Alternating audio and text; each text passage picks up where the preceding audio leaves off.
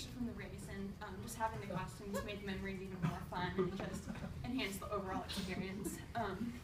It may seem kind of complicated to create costumes based on actual characters that you'll see in movies and stuff, but if you follow 3 simple steps, it's really not that difficult. The main steps are choosing a manageable costume, breaking down the costume into smaller parts, and then putting the costume together. And so choosing costumes really, what kind of costume is really important because it's really important because you have to find one that fits the amount of money and time you want to spend and also fits your skills. If you don't know how to sew very much, don't choose a complicated costume. And so here's an example of some of the really simple costumes that I've made, and you can tell they're easy because they're clothing items that you can find basically like right off the rack of Goodwill or something. Like for Bilbo's costume, it's just a blazer and just some like capris that I found, and then Eowyn's costume is just like the brown dress, and it's simple but you can still tell that's the character. Difficult costumes are not like this, and they have a lot of different parts involved, and there's a lot of things that make them really unique. So Beaufort and Thorn are like the most complicated pieces that I've made because there's a lot of different small aspects to them, and it took a lot more time to put these together. And so after you choose a costume that fits, you have to break it down into smaller parts. And if you choose a simple costume, you don't really need to do this because you just kind of look and see, oh, I need a green vest, and it works. These ones are more complicated. The first part in this, you need to look at what makes it really unique and distinguishable. Like Beaufort's hat is one of the most important parts of the costume that I made because it's one of the main things that helps distinguish him from all the other dwarves. And then Thorn's coat's really distinct too because it's just so large and impressive. So after you have to spend most of your time focusing on these most distinguishable items.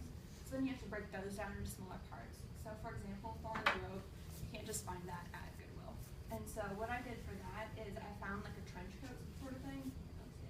But it's just like a long gray trench coat, and then I found a fur coat, and I took the collar off the fur coat, and I just sewed the edge around the trench coat, and then that's created that. And it doesn't look exactly the same, but it's the same overall feel, so you can tell what it's supposed to be.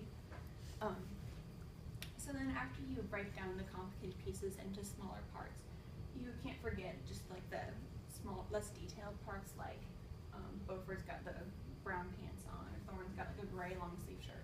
So look at the small things like that. So after you have figured out everything that needs to go into the costume, then you're ready to go shopping. And this part can be really interesting because there's a fine balance between finding something that's exactly the right color and paying attention to the style. So if you can find something that's really similar, that's great. But especially if you want to keep it cheap, that can be really difficult. An example, or in order to help with this, is you look at shirts and like pants and stuff, not as simply a shirt or pants, but as like fabrics you can use. So to create Thorn's like male shirt underneath, you can't really find metal that you use in costume very easily. And so what I did for that is I used, I found a purse that was like a silver metallic color, and I cut it apart into little squares, and then I just glued them onto a shirt, and it still gives the same idea, but it's so much cheaper than actually finding something that's a real male shirt, which is really difficult to find. So after you've purchased everything, then you're ready to go home and put everything together and just follow the overall style of the character, and you're ready for your costume. So in review, it can seem really tedious and kind of overwhelming to create a really detailed costume like this, but it's not very difficult as long as you choose an appropriate costume, and you can break it down into smaller parts, and then purchase and assemble the costume, and then you're ready to make some amazing memories.